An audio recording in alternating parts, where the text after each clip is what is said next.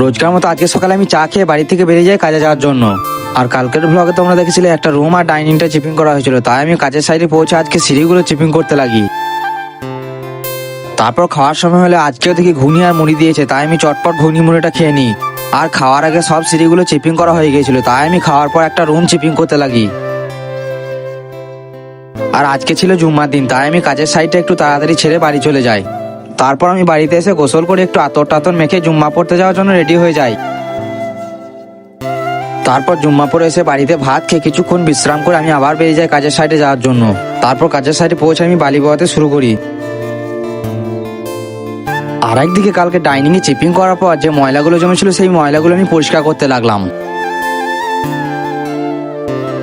তারপর আসরে আজান দিলে আমি মসজিদে চলে যাই আসরে নামাজটা আদায় করার জন্য। তারপর আমার নামাজ পড়া হলে আমি মসজিদ থেকে বেরিয়ে যাই সোজা কাজের সাইডে যাওয়ার জন্য। তারপর কাজ শেষ হলে দেখি চা দিয়েছে, তাই আমি চাটা চটপট খেয়ে কাজের সাইড ছেড়ে বেরিয়ে যাই বাড়িতে যাওয়ার জন্য। তোমরা যদি এরকম ছোট ছোট মিনি ব্লগ দেখতে চাও তাহলে আমার চ্যানেলটাকে এখনই সাবস্ক্রাইব করে বেল আইকনটা অল করে রাখো। আজ এই পর্যন্তই, আল্লাহ হাফিজ।